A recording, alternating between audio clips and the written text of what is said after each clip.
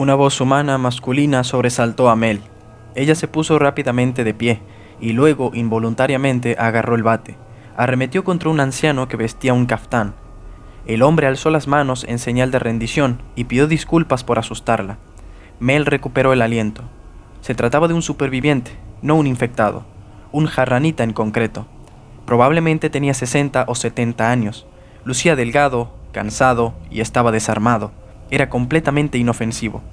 Cuando vio que Mel bajó la guardia, el hombre comenzó a balbucear en árabe de nuevo. Mel no entendía una sola palabra. Había aprendido algunas frases básicas en la preparación de su visita a la ciudad, pero descifrar una letanía del idioma exótico fue imposible.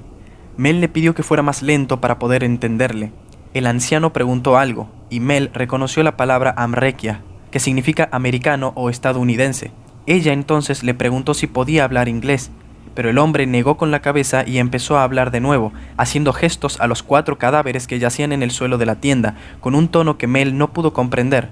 ¿Acaso estaba felicitándola por matar a los infectados o estaba molesto? Mel seguía confundida y sin poder entender lo que quería explicarle. El hombre se acercó al mostrador, lo palmeó y luego se golpeó el pecho. Luego puso su mano en un frasco de especias, dejó que los gránulos fluyeran a través de sus dedos y volvió a golpearse el pecho. Era como jugar a las adivinanzas. Mel comprendió que se trataba del dueño de esa tienda. Señaló el suelo y luego al anciano. Este asintió y sonrió. Luego se tocó el pecho de nuevo y se presentó con su nombre, Ahmad. Así que Mel hizo lo mismo, indicándose a sí misma. El hombre parecía muy feliz de conocerla. Mel se disculpó por el desorden y dijo que seguiría adelante sin molestarlo. Recogió sus cosas y se dirigió a la puerta, pero Ahmad siguió farfullando en árabe y la llamó por su nombre antes de llegar a la puerta. Mel se volteó y lo vio sosteniendo una manzana. Fue entonces cuando se dio cuenta de que había una bolsa alrededor de su hombro y llevaba lo que parecía ser varias de estas. La fruta no se veía fresca y tenía imperfecciones, pero de todas formas era muy tentadora. Mel no quiso tomarla a la primera, pero el anciano insistió en ofrecer la manzana. Finalmente, Mel se acercó y la aceptó. Luego le agradeció en árabe. Ahmad comenzó a trabajar alrededor de la tienda, recogiendo artículos derramados y caminando alrededor de los cuerpos. Mel mordió la fruta y sabía deliciosa. Se paró junto al mostrador y observó al pobre tendedero intentar poner en orden su pequeño mundo, a pesar de que 4 cadáveres de infectados estuvieran esparcidos por una buena parte del sitio. Mel comenzó a estudiar el interior de la tienda con detenimiento y vio una puerta que no había visto antes, al otro lado del mostrador. Estaba entreabierta, revelando escaleras que conducían a lo que supuso era donde vivía el hombre. Ver al tendero le recordó algo que ocurrió la semana anterior al brote. Era sábado, su tercera noche en la ciudad. Mel, su hermano Paul y sus padres estaban en una visita guiada a Harran. PIOT, la Organización Internacional de la Juventud, había organizado para todos los atletas que competían en los Juegos y sus familias una serie de excursiones turísticas, y les ofrecieron unas cuantas para elegir, basado en los programas de preparación de los atletas. Los Juegos iban a ser la semana siguiente, a partir del miércoles y hasta el próximo sábado. La mayoría de los concursantes llegaron el miércoles o jueves anterior para comenzar el entrenamiento in situ en el estadio durante unas horas al día. Había espacio en la agenda de la familia para ver no solo Harran y sus muchos puntos de referencia, sino también salir de excursión a Turquía, Armenia o Georgia si quisieran. Los Wyatt prefirieron explorar a fondo Harran durante su tiempo en el extranjero. Cuando Mel terminó con las fotos de orientación y publicidad el día anterior, el viernes, la familia visitó Ciudad Nueva y un parque patrimonial conocido como Pueblo del Pescador. Luego, el sábado, Mel y su familia fueron a Ciudad Vieja, donde se habían instalado en una casa de barbacoas muy recomendada. El lugar tenía un comedor al aire libre en la acera, que daba a una plaza y un mercado. El sol se había puesto, pero las luces centelleantes colgaban a través de las calles estrechas, proporcionando un ambiente animado y festivo. Mel y su familia se sentaron en una mesa con otros participantes de los juegos, incluida su nueva amiga de Inglaterra, Lucy, y sus padres. Mel y Lucy se cayeron bien desde el principio. Ellas tenían la misma edad y ambas estaban entrenadas en el parkour.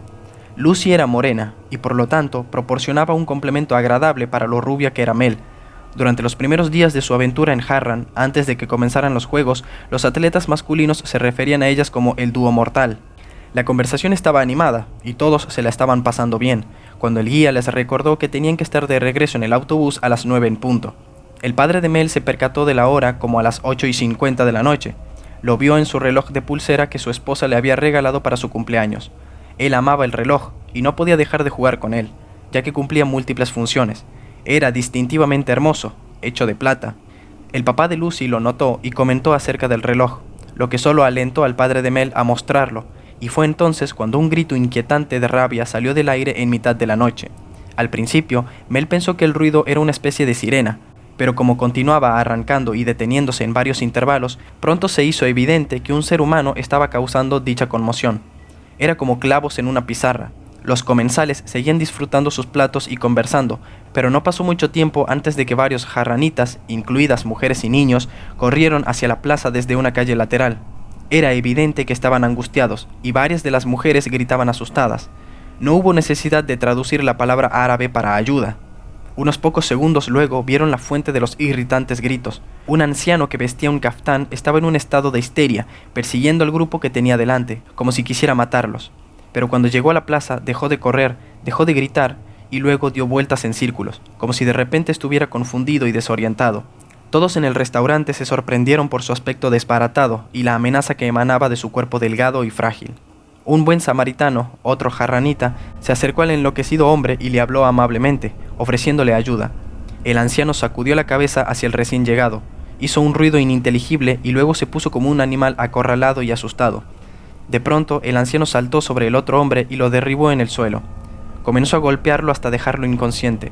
La gente en el restaurante se puso de pie y pidió ayuda, mientras los transeúntes se reunían para observar, pero tenebrosos de interferir. Cuando la víctima estaba completamente indefensa, el anciano lo estranguló. Los testigos suplicaron que el lunático se detuviera.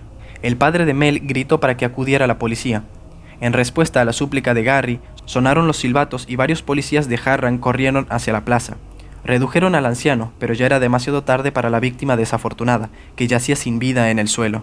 Paul, el hermano pequeño de Mel, le preguntó entre gemidos y asustado a su madre si ese anciano había enloquecido, a lo que Janine respondió que definitivamente algo andaba mal. La policía le gritó órdenes al agresor, pero el asesino se mostró desafiante. Salió disparado inesperadamente por la calle de donde vino y los policías lo persiguieron. Los gritos y el alboroto se desvanecieron hasta que una ambulancia y más coches de policía llegaron al lugar. Para entonces, los Wyatt y sus amigos habían tenido suficiente. Conmocionados, le pidieron al guía que los acompañara de regreso a Ciudad Nueva, a su hotel. Había sido una noche difícil en Harran y querían estar en la seguridad de su alojamiento. Más tarde, esa misma noche, Mel escuchó a sus padres hablar sobre lo que habían visto. Discutían sobre si el lugar era realmente seguro, porque se suponía que debía serlo. Hasta ese momento, Mel no había visto nada ni remotamente extraño o peligroso desde que llegó.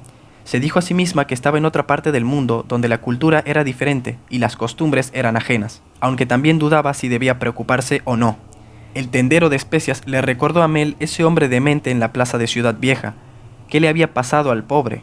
¿Lo atrapó la policía? ¿Fue asesinado? Ella y su familia se enteraron por las noticias al día siguiente de que el transeúnte que había intervenido para ayudar ya había muerto al llegar al hospital. Mel fue testigo del asesinato de un ser humano, justo enfrente de sus ojos. Esa fue la primera vez, pero comparado con lo que había visto en las últimas 24 horas, aquello no era nada.